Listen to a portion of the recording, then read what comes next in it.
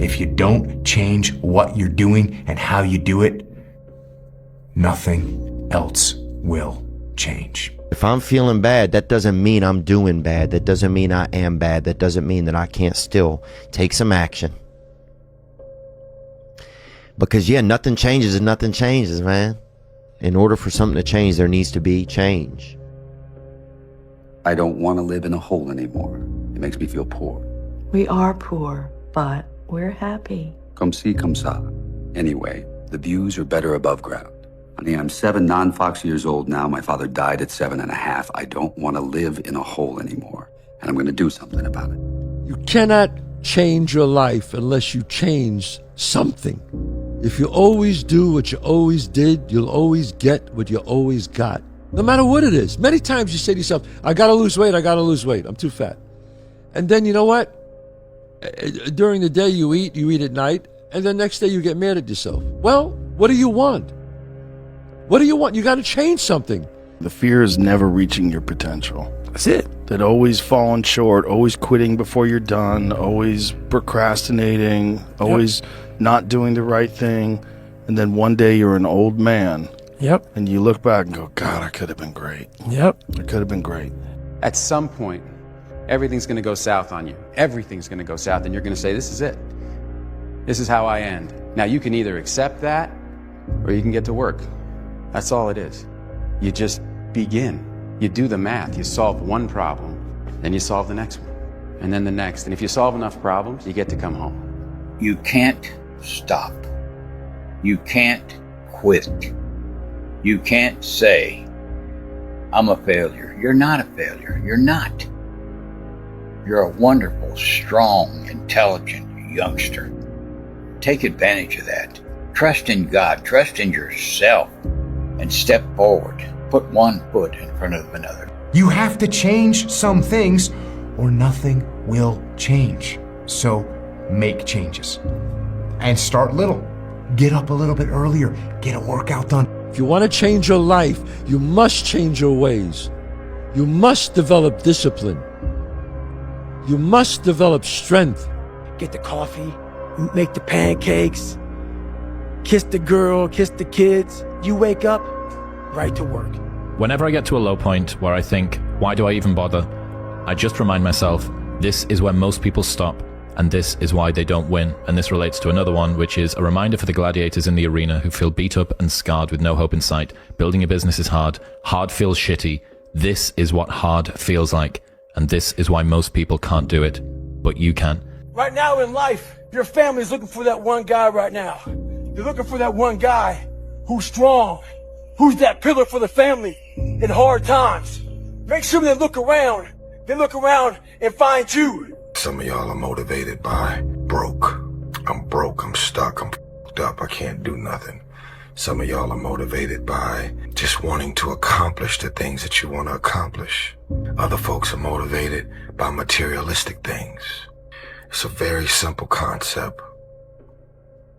If you want it, you gotta go get it. What else you gonna do, man? Sit around and do nothing, be nothing, contribute to nothing, become nothing, build nothing? Because that's the other alternative. I'm just not willing to accept that as my reality. Remember, it's not what you have, but what you do with what you have that separates winners from losers. It's not what happens to you, but how you respond to what happens to you that counts. If you quit, it's really easy to predict your future.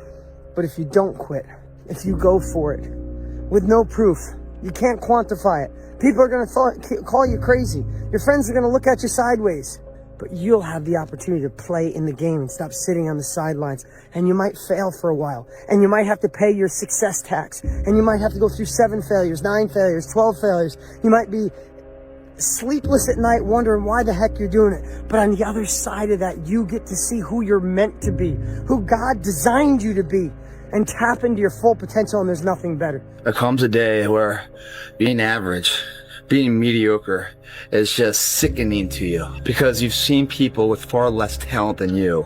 As you're growing up with them, their childhood buddies, whatever else, they didn't have what you had. Yet now they're going to become something that you haven't.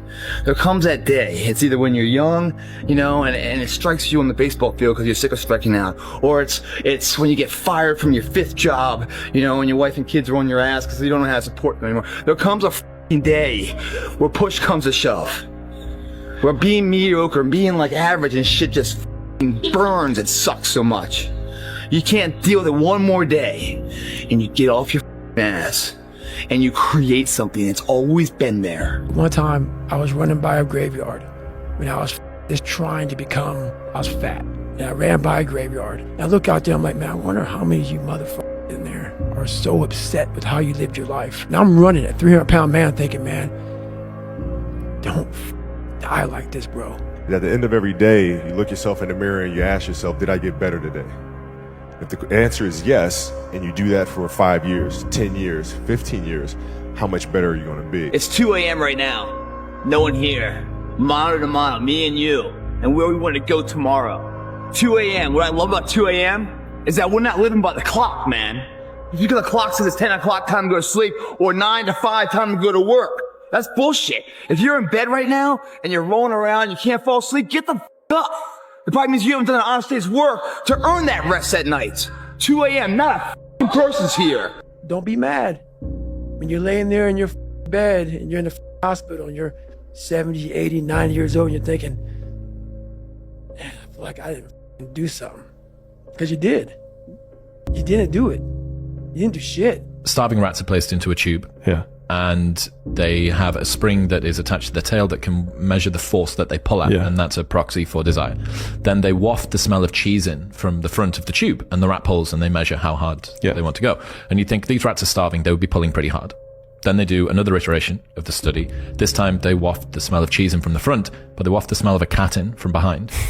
And the rats pull harder. Yeah. And what's the lesson? That you not only need to run towards something that you want, but you need to run away from something that you fear. If you pan it down here, you see it's about 3 o'clock in the morning and there's not a car or a person in sight.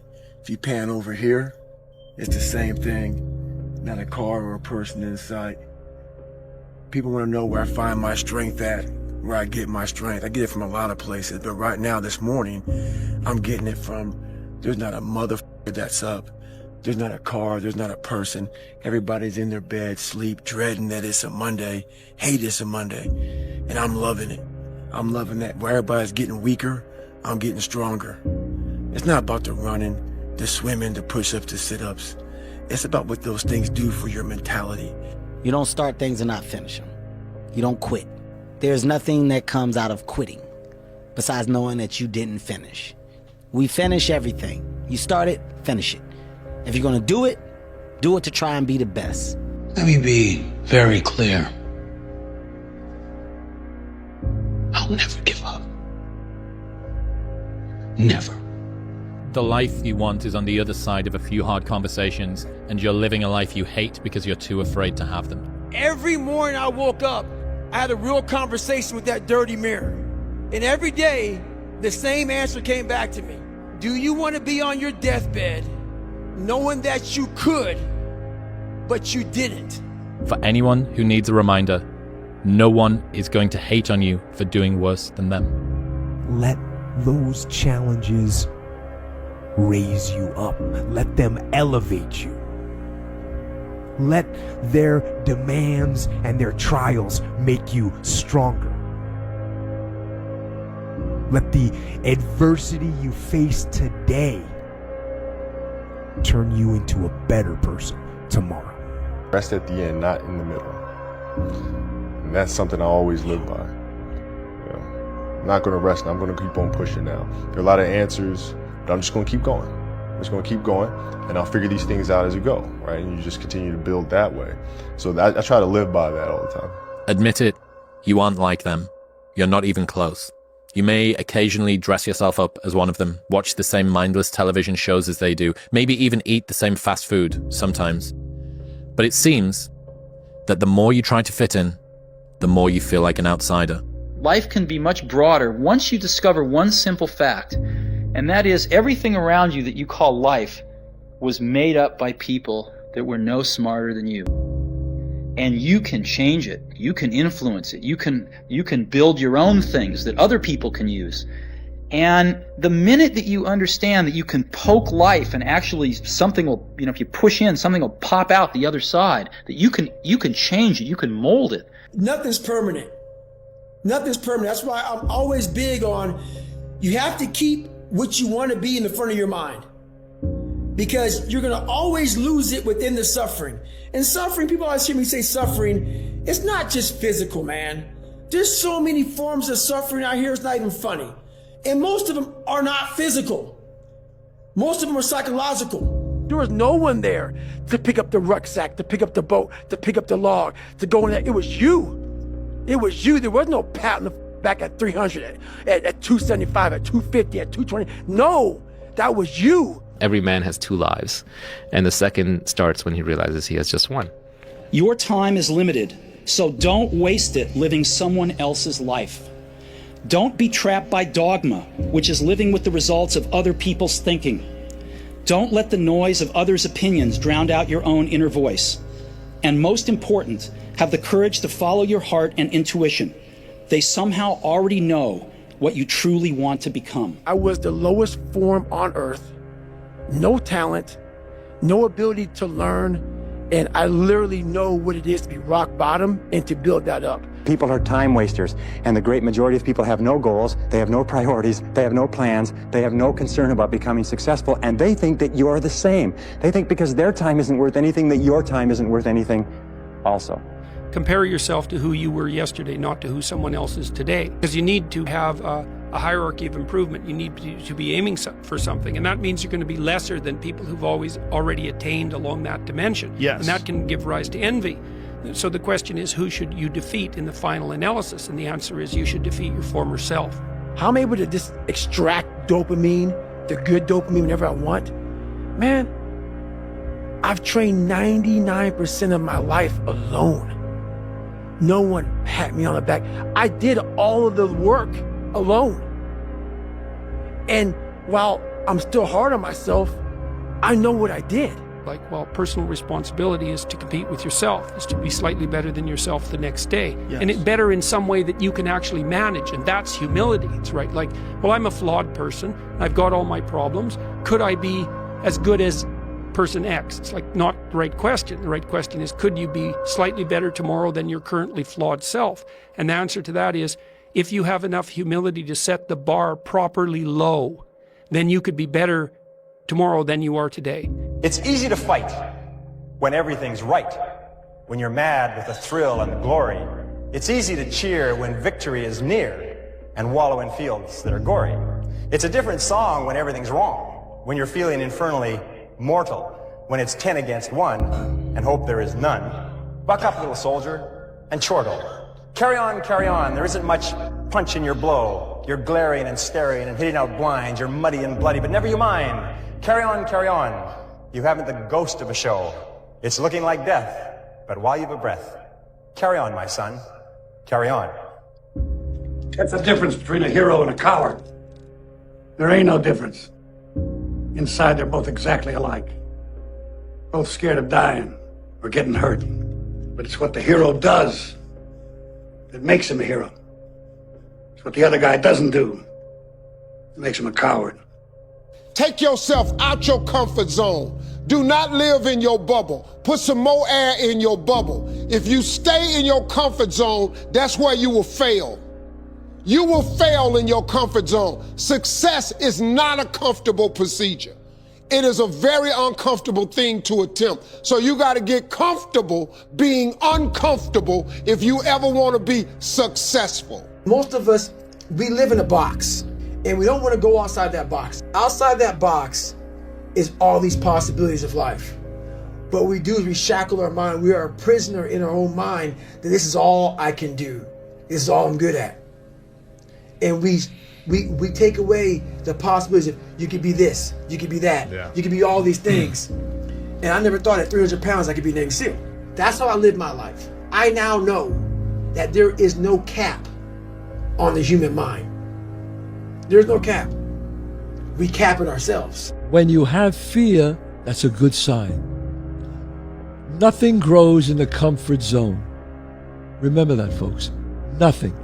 The more comfortable you are, the more you're probably not growing. There's consequences that you pay to constantly seeking comfort and avoiding discomfort and avoiding hard work. And those consequences are you're never going to feel self-realized, you're never going to feel like you accomplished anything, you're never going to have this feeling of understanding that difficulty and struggle and the ability to push through that is a muscle, and you develop that muscle by doing it. And once you do, you develop a lot of self-satisfaction, and you develop peace of mind, and you understand that you can overcome obstacles. If you don't have to overcome obstacles, you never know whether or not you can. Imagine that if you were to go a mile or less, you would walk it. Paradoxically, you would go 2 miles quicker than you would go 1 mile.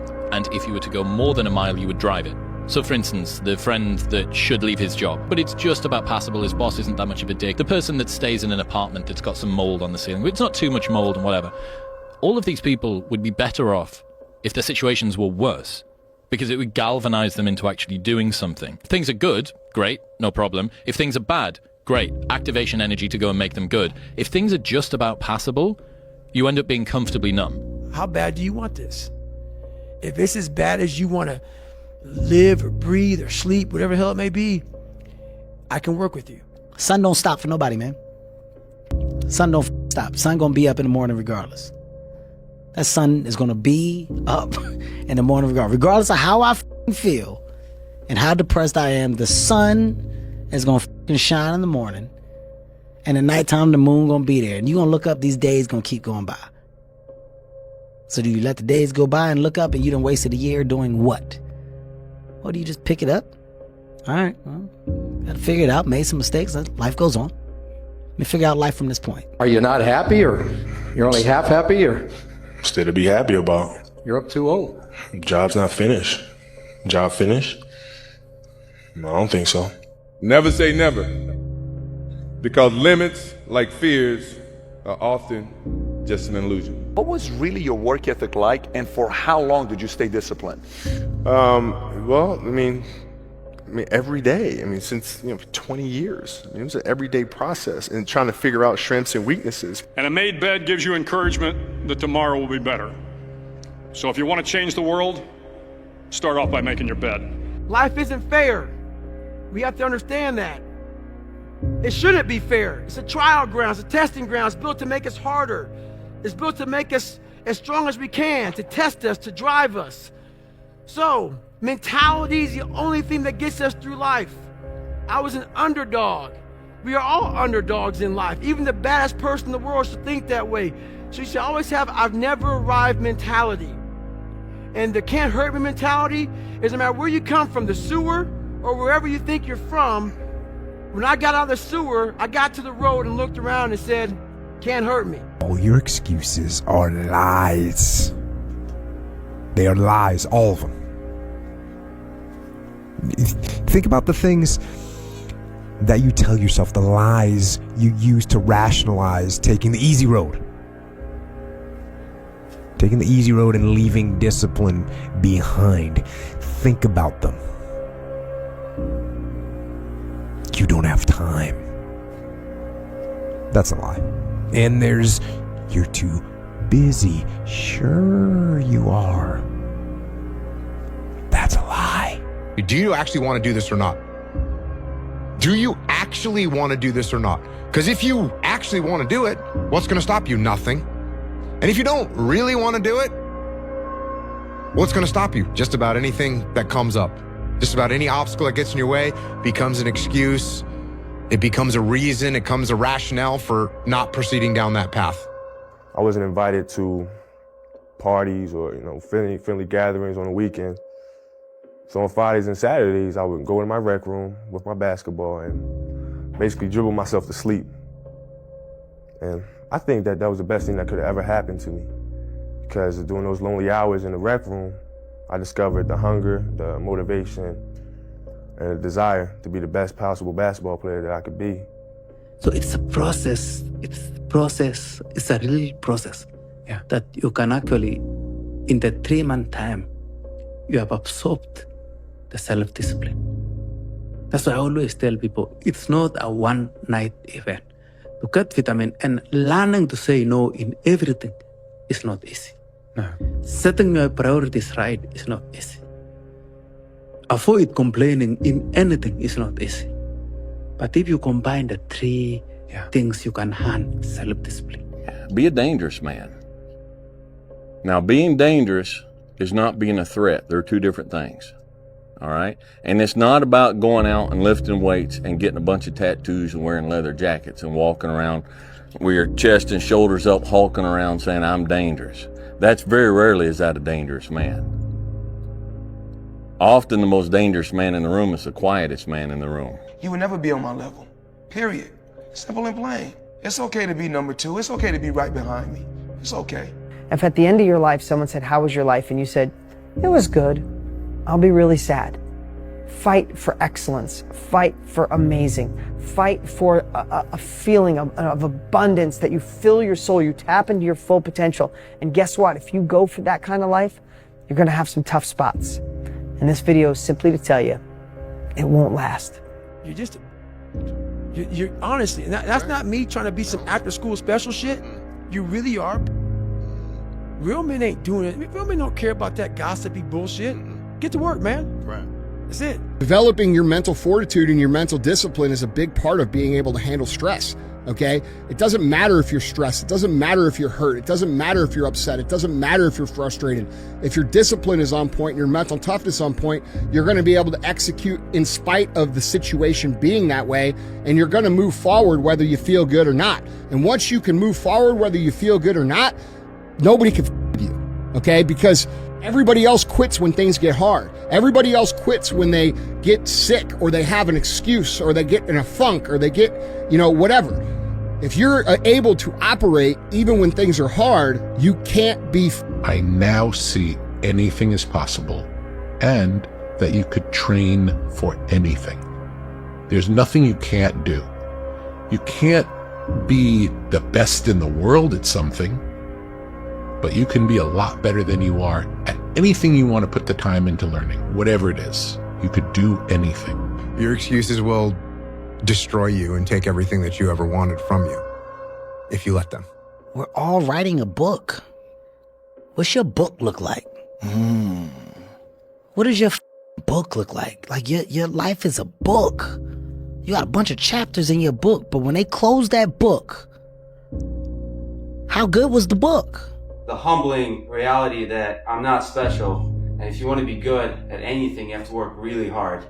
And if you want to be the best in the world at something like I do, I want to build robots better than anybody else in the world.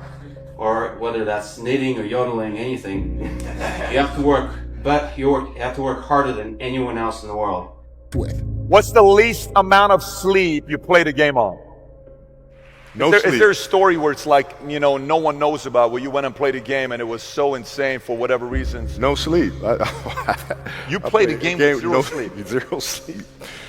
Zero sleep. It's like, kids, Natalia had a certain, health situation, what have you, and you're staying up all night, and then you got to go out and perform because fans don't know, teammates don't know, nor do they care, nor should they, that you've been up all night. You got to perform. Set up a schedule and just do the work. You wake up one day, you feel this way. You wake up the next day, you feel another way. And it's just not helpful to base your structure or your goal on how you feel. You stick to what you put there on paper. You take your time, you make the plan, and unless you really are sick, you just do what you have committed to. Fight for it. Go the hard route. If there's an easy path and an easy button, it's always, in most cases, it's wrapped with something else. It's wrapped with an agenda. It's wrapped with circumstances. It's wrapped with failure because you're looking for the easy way. It all starts with who you are. I always tell our players, who you are is more important than what you do. How high you jump, how fast you run, because who you are is your character. And your character is an accumulation of your thoughts, your habits, and your priorities on a day-to-day basis, because those three things determine the choices you make And the choices you make you who you are. Good guy, bad guy, hardworking, lazy, responsible, irresponsible. And it takes a certain amount of discipline to do what you're supposed to do, when you're supposed to do it. We are overcoming the suffering. We are not running away from the suffering. You are overcoming it. You go through it until you have become so strong. Your body becomes so strong. Your mind has become so strong that it doesn't matter afterwards anymore. You feel it, but it's not the same like you felt before. So therefore, how to translate this into our nowadays lifetime? Maybe it means we need to make us stronger again. Very simply said, this society is too weak. The thing about pain is, like, you feel it right now, it's temporary, man. But later in life, you don't remember the pain. You just remember like the glory and the good times. When I was going through West Point, that's why when they say pain is temporary, pride's forever, that's what they're talking about. Because if you push through the pain to achieve the pride, you forget about the pain was ever even there. But if you can't push through the pain and the pain stops you and breaks you down, well, then that pain is forever. Because you never got pride to outbalance it. I became obsessed. I became obsessed with being the baddest motherfucker that God ever created. Am I that? I don't care. I believe it. And I was trying to tell him, once you become obsessed with something, obsessed, it's okay to be unbalanced for a while. It's okay. Don't be all this stuff people say, you gotta be balanced. To be the best in the world at what you do. It's not about being a Navy SEAL, people. The best at what you do, you have to be unbalanced to find every bit of energy and strength that you have to pull it off. People need to suffer. It is an actual requirement of life. It is the fiber, the DNA of love. Real love and true love and in perpetuity can't exist without suffering. It's impossible. How badly do you want what you want? How badly do you want it? Or do you want it at all? You see, there's an awful lot of people who want an awful lot of things. But how badly do they want it? If you want it so badly, if you want it with tremendous intensity of desire, there's really nothing in the world that can stop you from getting it. There's an interesting story was told about Socrates, and Socrates was talking to one of his students, and the student said, I am hungry for knowledge. What can I do to increase my knowledge? And Socrates said, knowledge is something that is readily available and easy to get if you want it bad enough. He said, I'm sure I want it badly enough. And Socrates said, come with me, and he walked him offshore into the ocean, and walked him offshore into the Aegean Sea. And they got about 3 or 4 feet, and Socrates, a very, very strong man, grabbed the young man and put his head under the water. And the young man began to struggle and struggle and struggle, and finally became incredibly frantic, and finally brought him up. And he said, now what did you want while you were under the water? And he said, all I wanted was air. He said, all I could think of in the whole world was air. He said, when you want knowledge with the same intensity that you wanted that oxygen, you will get all the knowledge that you could desire. It's 1 year from today. And instead of us looking through the dust cloud, let's pretend it's a year from now and we're looking backwards.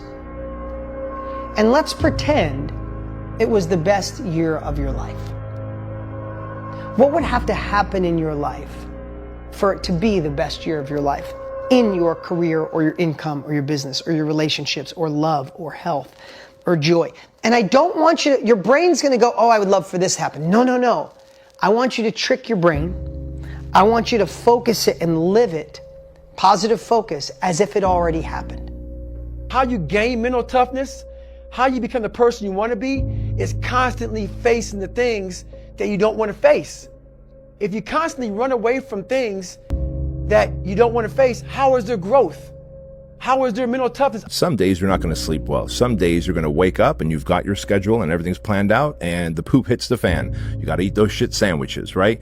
And whether things go well or not that day, the emotionally mature man will still do what he has to do to stack his wins, to focus on his purpose, whereas the emotionally immature man will say, well, I didn't sleep well, I had nightmares, so I'll stay in bed. I didn't sleep well, or it's raining outside, it's cold outside, I don't feel good. I just woke up and the airplanes hit the World Trade Center, so I guess I have to change my pattern of life. You have to stay the course no matter what. And it takes a high level of emotional maturity because your emotions dictate your motion. I wanted to run out of that tunnel to prove to everyone that I worked. What? That I was somebody. Oh, you are so full of crap. In this lifetime, you don't have to prove nothing to nobody except yourself. And after what you've gone through, if you haven't done that by now, it ain't gonna never happen. Most people's #1 fear is public humiliation. I don't give a f anymore. I'm not afraid of it. In the end, I don't care whether you love me or you hate me, just as long as I win. Tired don't mean nothing. Tired is only in the mind. You tell yourself you're tired, you're gonna be tired. I don't get tired. Marcus Aurelius says your only focus should be on getting better at what you're doing. Focus on what you're doing, get better at what you're doing. Everything else is a complete waste of time. The humbling reality that I'm not special, and if you want to be good at anything, you have to work really hard. And if you want to be the best in the world at something like I do, I want to build robots better than anybody else in the world. Or whether that's knitting or yodeling, anything, you have to work, but you have to work harder than anyone else in the world. I am unstoppable. I'm unstoppable. I'm unstoppable. I don't care what it is. I'm unstoppable. Nothing will stop me. The greatest of all qualities to guarantee success is the absolute willingness to go at anything and refuse to stop until you achieve it. And you know something? The statistics show that 95% of the goals that you set for yourself, you will achieve if you refuse to quit. I now see anything is possible and that you could train for anything.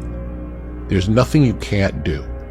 You can't be the best in the world at something, but you can be a lot better than you are at anything you want to put the time into learning, whatever it is. You could do anything. We think that we're working our ass off, working hard. You know, we've been working out hard in the gym for a month, but we haven't seen any results. So we get all down in your pants and shit. You study for 30 minutes for a test, and you didn't do as well as you thought. What the do you expect? You're not putting in the work. You have to do more. You gotta stop telling yourself that you're doing enough. In life, it's never enough until you feel this overwhelming feeling of shit, man. I'm outworking the crowd. I'm outworking everybody. I'm doing more. It's not until then, once you get there, that's when you know you've done enough. I became obsessed with being the baddest motherfucker that God ever created. Am I that? I don't care. I believe it. And I was trying to tell him, once you become obsessed with something, obsessed, it's okay to be unbalanced for a while. You have to be unbalanced to find every bit of energy and strength that you have to pull it off. Then you get balanced once you become great.